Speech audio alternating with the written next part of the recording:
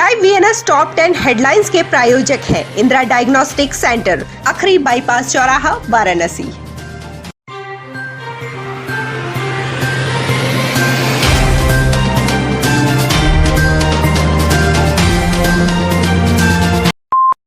वाराणसी में शनिवार को एक भी पॉजिटिव मरीज नहीं मिला। बीते 24 घंटे में किसी कोरोना मरीज की मौत नहीं हुई।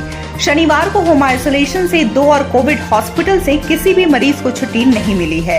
वाराणसी में अब तक 82,372 पॉजिटिव मरीज मिल चुके हैं। इनमें से 81,567 लोग स्वस्थ हो चुके हैं, जबकि एक्टिव केसों की संख्या 32 है। भारत के 11वें प्रधानमंत्री एच.डी. देवेगौड़ा अपने दूसरे दौरे पर सपरिवार शुक्रवार को वाराणसी पहुंचे थे। यहां उन्होंने शुक्रवार को बाबा विश्वनाथ का विधिवत दर्शन पूजन किया और सप्तऋषि आरती में भी शामिल हुए। शनिवार को बाबा काल भैरव का दर्शन करने के बाद वो सर्किट हाउस से एयरपोर्ट के लिए रवाना हो गए। इसके पहले मंदिर से दर्शन कर लौटने के बाद पूर्व प्रधानमंत्री ने कहा कि काशी पहले से काफी बदल गई है। Well, so I'm really thankful to the government and to the establishment, to the officers who have all the last 2 days taken utmost care to our family members, and I will go back now to Bangalore. Mandal commission की सिफारिशें लागू करवाने की मांग के साथ समाजवादी पिछड़ा वर्ग प्रकोष्ठ ने जिला मुख्यालय पर शनिवार को प्रदर्शन किया। यह प्रदर्शन राष्ट्रीय अध्यक्ष अखिलेश यादव के आह्वान पर प्रदेश के सभी जिला मुख्यालयों पर किया गया। जिला मुख्यालय पर पिछड़ा वर्ग प्रकोष्ठ के जिलाध्यक्ष ओम प्रकाश सिंह पटेल ने एसीएम 4 को पत्रक सौंपा। हमारे प्रदेश अध्यक्ष जी के निर्देशानुसार आज प्रदेश भर में जिला मुख्यालयों पे समाजवादी पिछड़ा और प्रकोष्ठ की पूरी टीम, उसके अलावा कई हमारे साथीगण हर मुख्यालय पे मंडल कमीशन की सिफारिशों को पूरी तरह से लागू करने के लिए, सरकार की आंखें खोलने के लिए हम लोग ये डीएम को ज्ञापन सौंपने आए हैं।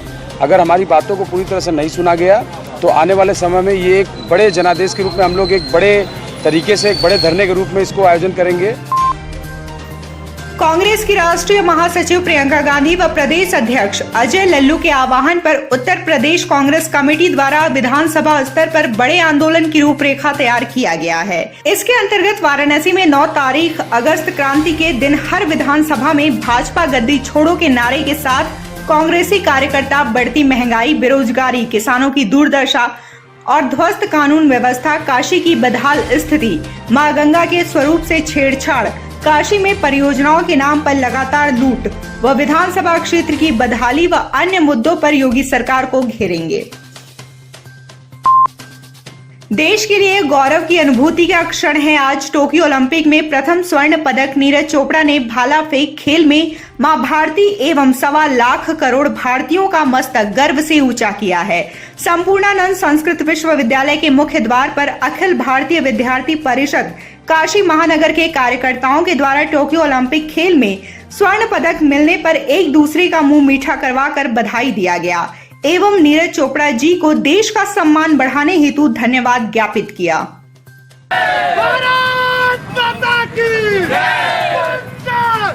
कहते हैं भारत देश हमारा सोने की चिड़िया का देश रहा। उस देश को आज स्वर्ण पदक दिलाने वाला भाला फेंक में नीरज चोपड़ा, जो हमारे भारत देश से, उन्होंने भारत देश को एक गौरव का क्षण दिया है। उस गौरव के क्षण से आज भारत देश का मस्तक कितना ऊपर हो गया। युवा वर्ग को और देश के प्रत्येक व्यक्ति को जो गौरव की अनुभूति कराई है, उसके लिए पूरे भारत का युवा उन्हें बहुत बहुत धन्यवाद देता है। देश के लिए बहुत ही बड़े गर्व की बात है। भारत देश में पहला स्वर्ण पदक इस ओलंपिक में मिला है और जहाँ तक मुझे ध्यान में है, सिंगल्स पहला स्वर्ण पदक भारत को ओलंपिक में मिल रहा है। गंगा खतरा बिंदु को छूने को आतुर है। शनिवार को जलस्तर 70.30 मीटर रिकॉर्ड किया गया है। यह खतरे के बिंदु से मात्र 1 मीटर नीचे है। पानी अब चंदौली के गांवों में घुसने लगा है। ऐसे में ग्रामीणों में दहशत का माहौल व्याप्त है। यदि इसी रफ्तार से जलस्तर बढ़ता रहा तो गंगा खतरे के निशान को पार कर जाएगी। इसके बाद का मंजर भयावह होगा। गंगा के रौद्र रूप को देखते हुए गंगा के समीप दुकान लगाने वाले दुकानदार व ग्रामीण ऊंचाई वाले स्थानों पर सुरक्षित ठिकाना तलाश रहे हैं। प्रदेश के पूर्व कैबिनेट मिनिस्टर और भागीदारी संकल्प मोर्चा के अध्यक्ष ओम प्रकाश राजभर शनिवार को वाराणसी पहुंचे। सर्किट हाउस में पत्रकारों से बातचीत के दौरान उन्होंने जय श्री राम के नारे को लेकर विवादित बयान दे डाला।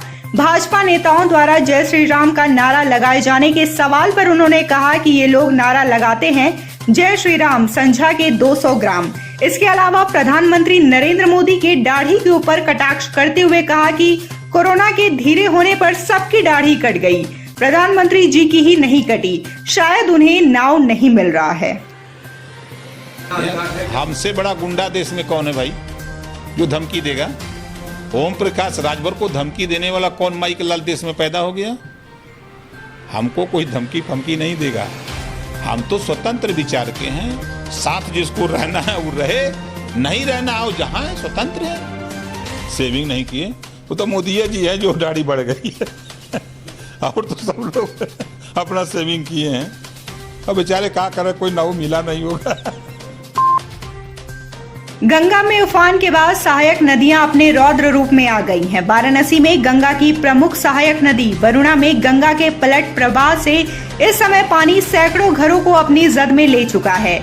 इस कारण कई इलाकों में लोग पलायन कर चुके हैं और सुरक्षित स्थानों पर टेंट और प्लास्टिक के सहारे रह रहे हैं। लोगों का कहना है कि कोई भी व्यक्ति अभी तक उनसे हालचाल लेने नहीं आया। वाराणसी में गंगा शाम 6 बजे 3 सेंटीमीटर की रफ्तार से 70.66 मीटर पर बह रही है। गंगा के पलट प्रवाह से वरुणा नदी अपने रौद्र रूप में आ गई है और शहरी क्षेत्र के कई रिहायशी इलाकों में बाढ़ की विभीषिका बन गई है।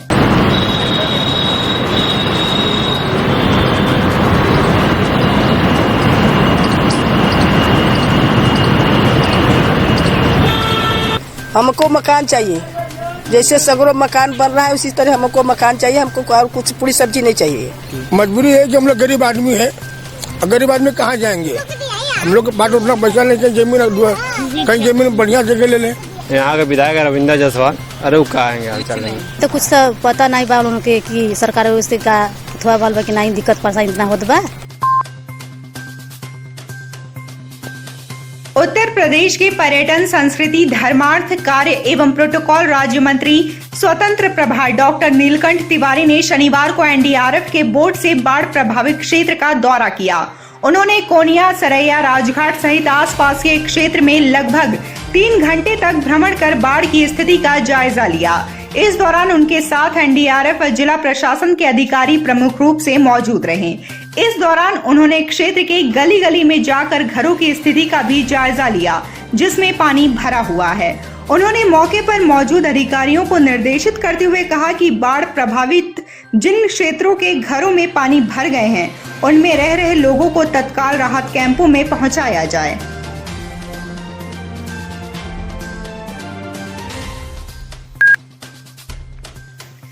गंगा वाराणसी में शाम 6 बजे केंद्रीय जल आयोग के अनुसार 70.66 मीटर पर बह रही थी। खतरे के निशान की तरफ बढ़ रही गंगा की रफ्तार से वरुणा में उफान आ गया है। शहर के कई तटवर्ती इलाकों में पानी आ गया है। ऐसे में जिला प्रशासन द्वारा उन्हें सुरक्षित स्थानों पर पहुंचाया जा रहा है।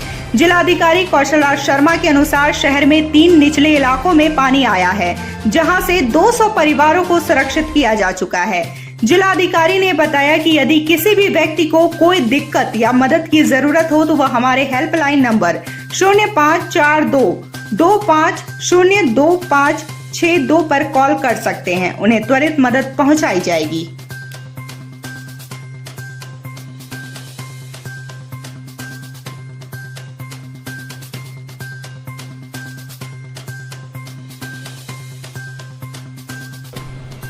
गंगा नदी का जो जलस्तर वाराणसी में है वो डेंजर लेवल पे चेतावनी बिंदु पर 70.26 मीटर होता है। अब वर्तमान में आज सुबह की स्थिति के अनुसार 70.36 मीटर पे वो बह रहा है।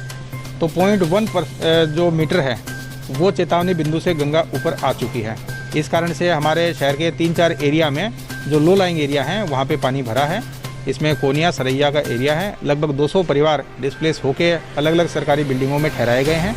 उनको राशन किट आदि का वितरण किया जा रहा है।